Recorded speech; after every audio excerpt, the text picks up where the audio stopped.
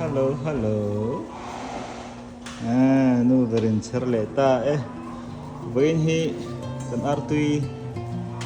antui tan tang kar khat chuang yang za chiang ini. Tuna antui hi commercial kal turnia kan la khol lo.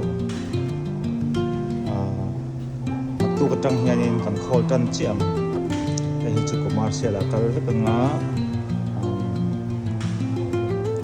kêu tu rằng khăn cần nó đạt don thì cần nó đạt don đó này tu cái tăng cần tăng đó na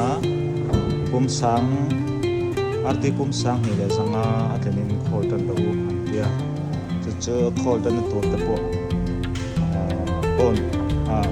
wait na on ta na te na oma somni priya chin khan min đạt kêu đó này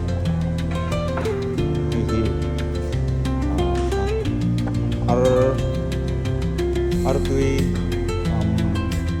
tinge ala tui kan tiang chuma tui kan dian lo em kan thang le tak don commercial kal ke kan pai me thian ti an tia pam hai khot ne artui lam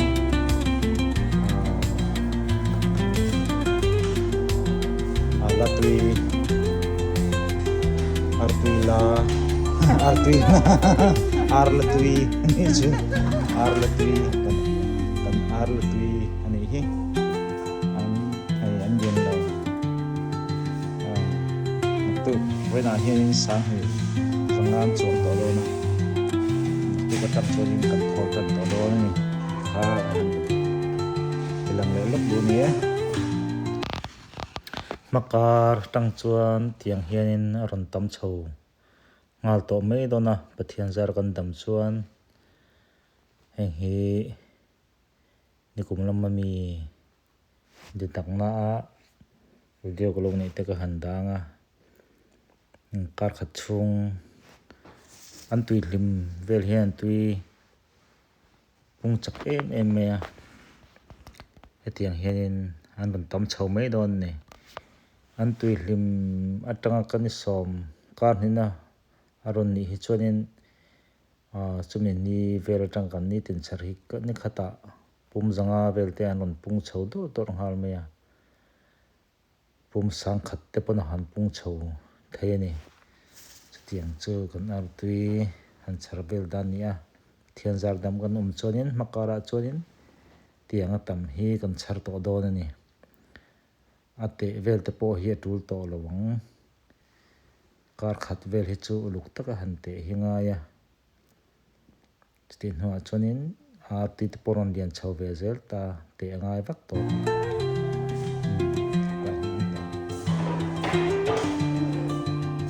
he ta pak to om to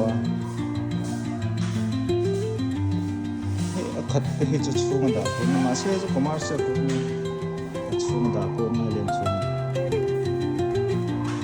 arlatui ani